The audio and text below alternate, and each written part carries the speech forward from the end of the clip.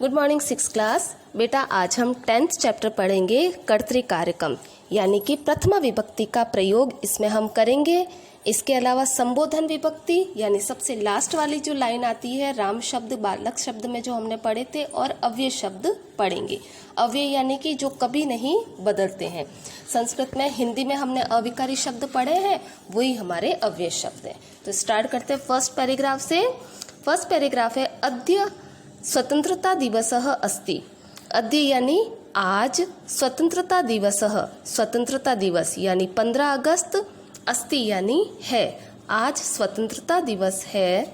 तत्र सैनिकाः सन्ति, तत्र यानी वहाँ, सैनिकाः यानी सैनिक, सन्ति यानी है, वहाँ सैनिक है। कहाँ यानी कि स्वतंत्रता दिवस पर जो प्रोग्राम हो रहा है वहाँ सैनिक है। गणनायकः, गणनायक यानी जो उन सब का लीडर है वह उच्चै वदति, जोर से, वदति यानी बोल रहा है। सैनिकाः शृण्वन्ति, और सैनिक क्या कर रहे हैं, शृण्वन्ति यानी सुन रहे हैं। अब बेटा इस पैराग्राफ में ध्यान देने योग्य बात है कि एक तो अव्यय शब्द दे रखे हैं। अव्यय यानी कि जो किसी भी विभक्ति या वचन में नहीं बदलते। जो डार्क कलर के वर्ड दे रखे हैं, अद्य यानी आज, तत्र यानी वहाँ, उच्चै यानी जोर से। फिर दूसरी चीज़ तो दे रखी है कि हमारी जो प्रथम पुरुष के जो कर्ता होते हैं, जिसके साथ प्रथम पुरुष की क्रिया भी लगती है। जैसे सेकंड लाइन में देखिए सैनिकाः, सैनिक कितने हैं, सैनिकः, सैनिकौ, सैनिकाः, बहुवचन में है सैनिकाः।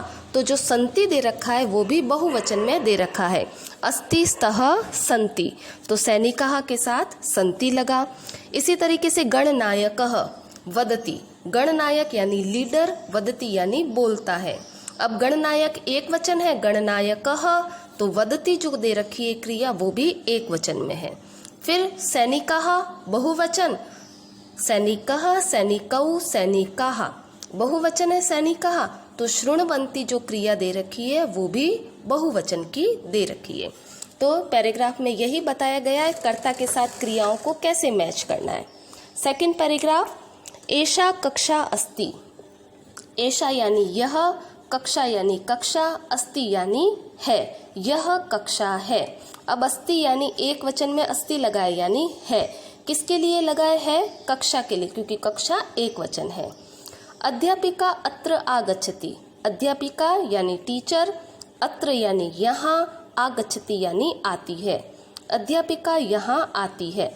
फर्स्ट पैराग्राफ में हमने तत्र पढ़ा था जिसका मतलब होता है वहाँ, और इस पैराग्राफ में हम अत्र पढ़ रहे हैं जिसका मतलब है यहाँ। तो अध्यापिका यहाँ आती है। छात्राः सदा नमन्ति, छात्राः यानी बहुत सारे छात्र, छात्रः, छात्रौ, छात्राः, छात्र सदा यानी हमेशा, नमन्ति यानी नमस्कार करते हैं। सौरभः उच्चै वदति, सौरभ नाम का जो लड़का है, सौरभः उच्चै यानी जोर से, वदति यानी बोलता है। अब सौरभ एक वचन का करता है, तो वदति जो दे रखी है क्रिया वो भी एक वचन में दे रखी है। इसके ऊपर छात्राः जो दे रखा है बहुवचन है, छात्रः, छात्रौ, छात्राः, तो नमन्ति जो क्रिया है वो भी बहुवचन में है। अध्यापिका जो शब्द है वो एक वचन है, इसलिए क्रिया जो है आगच्छति वो भी एक वचन में लगी है। लास्ट लाइन, वैभवः शनै वदति, वैभव नाम का जो लड़का है वो शनै यानी धीरे, वदति यानी बोलता है। तो इस पैराग्राफ में अव्यय शब्द कौन कौन से हैं, अत्र यानी यहाँ, सदा यानी हमेशा, उच्चै यानी जोर से, और शनै यानी धीरे। ये सारे अव्यय जो किसी भी विभक्ति और वचन में नहीं बदलते। नेक्स्ट आता है हमारा थर्ड पैराग्राफ, एतत् उपवनम अस्ति, एतत् यानी यह, उपवनम यानी बगीचा, अस्ति यानी है, यह बगीचा है। अस्ति एक वचन की क्रिया लगी है, किसके लिए लगी है, बगीचे के लिए, कि है किसके लिए, बगीचे के लिए है, तो उपवनम एक वचन, इसलिए अस्ति भी एक वचन। सर्वत्र वृक्षाः सन्ति, सर्वत्र यानी सब जगह, वृक्षाः यानी वृक्ष, पेड़, सन्ति यानी है, सब जगह पेड़ है। अब वृक्ष कितने हैं, वृक्षः, वृक्षौ, वृक्षाः, बहुवचन है, इसलिए सन्ति जो क्रिया है वो भी बहुवचन की लगी है। मालाकारः सिंचति, मालाकार यानी माली, सिंचति यानी सींचता है। क्या सींचता है? पौधों को पानी दे रहा है। सिंचति का मतलब यही होता है, पौधों को पानी देना। तो माली पौधों को पानी दे रहा है।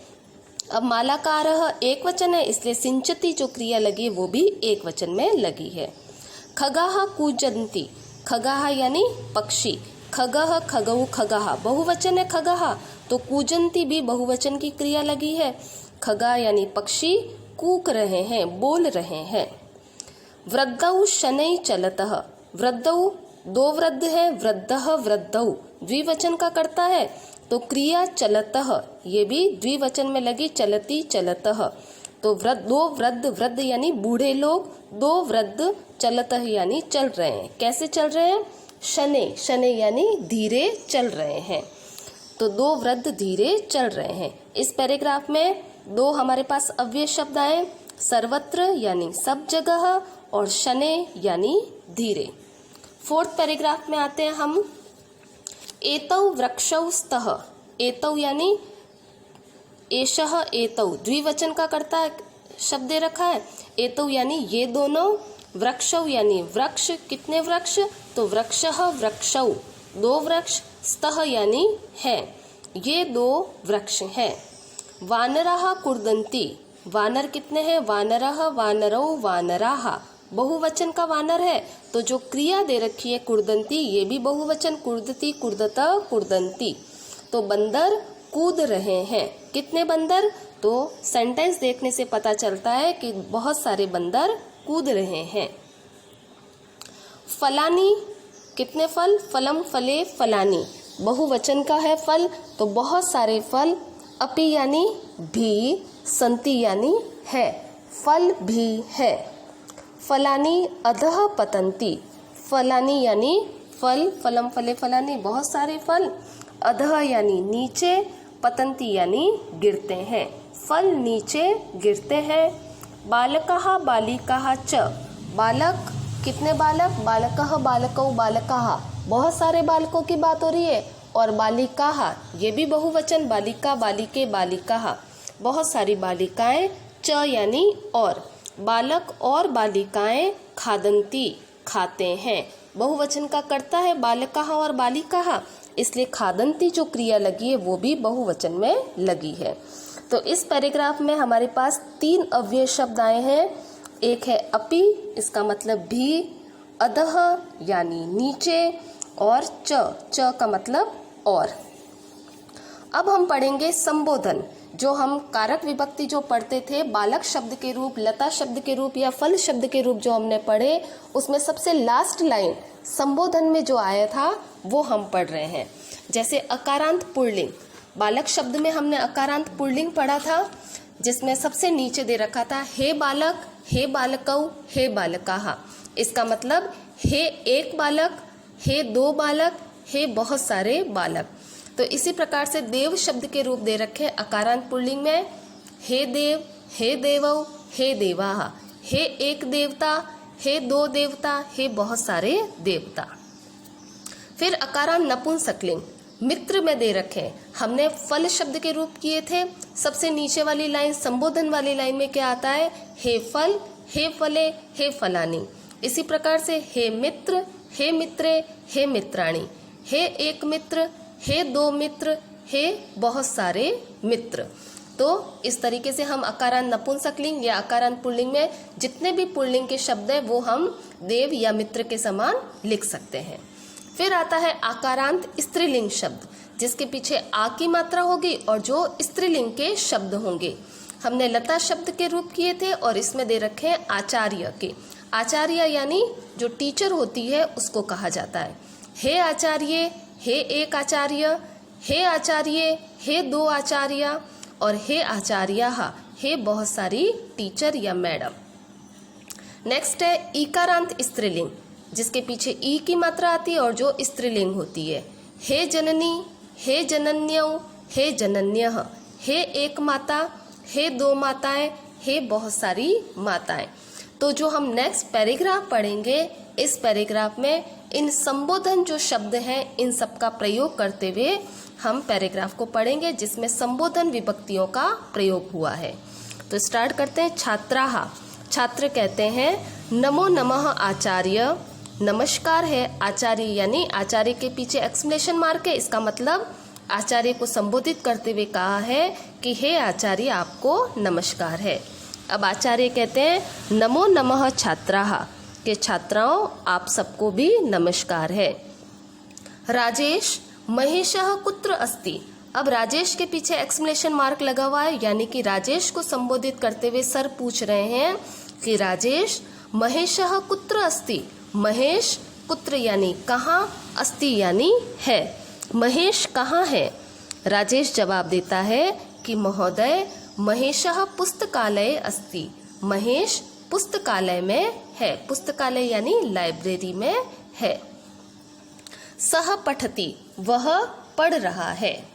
अब श्रीलेखा नाम की लड़की है, वो वापस संबोधित करते हुए कहती है कि महोदय, महोदय यानी सर को संबोधित करते हुए कहती है कि महोदय अद्य वयम किम पठामः, अद्य यानी आज, वयम यानी हम सब, किम यानी क्या, पठामः यानी पढ़ते हैं, आज हम सब क्या पढ़ते हैं। तो आचार्य जवाब देते हुए वापस श्रीलेखा को संबोधित करते हुए कहते हैं, श्रीलेखा आकारांत स्त्रीलिंग शब्द है, इसलिए स्त्रीलिंग में कहा है कि श्रीलेखे, श्रीलेखा अद्य वयम, अद्य यानी आज, वयम यानी हम सब, सुभाषितानि पठामः, सुभाषितानि यानी अच्छे श्लोक, पठामः यानी पढ़ते हैं, आज हम श्लोक पढ़ते हैं, सुभाषितानि यानी जो नीति संबंधी श्लोक होते हैं उनको कहते हैं।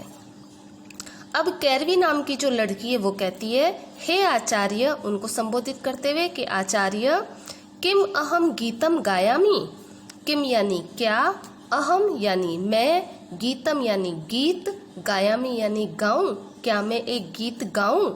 आचार्य कहते हैं कैरवी न, कैरवी को वापस संबोधित करते हुए, क्योंकि कैरवी के पीछे एक्सक्लेमेशन मार्क लगा हुआ है तो यहाँ कहा है कि कैरवी न, न यानी नहीं, वयम सर्वे हम सब, सुभाषितानि पठामः, सुभाषितानि पढ़ेंगे, सुभाषितानि यानी अच्छे नीति संबंधी श्लोक पढ़ेंगे। तो बेटा इस चैप्टर में हमने कर्तृकारक यानी प्रथमा विभक्ति पढ़ी, संबोधन लास्ट वाली विभक्ति पढ़ी और इसके साथ अव्यय शब्द पढ़े जो आपको वापस पढ़ने हैं। अव्यय शब्द कौन कौन से हैं? अद्य यानी आज, तत्र यानी वहाँ, उच्चै यानी जोर से, सेकंड पैराग्राफ में वापस अत्र यानी यहाँ, सदा यानी हमेशा, उच्चै जोर से, शनै धीरे, थर्ड पैराग्राफ में सर्वत्र सब जगह, शनै धीरे, फोर्थ पैराग्राफ में अपि यानी भी, अधः यानी नीचे और च यानी और। तो ये सारे अव्यय शब्द आपको भी वापस घर पे पढ़ने हैं और इन शब्दों को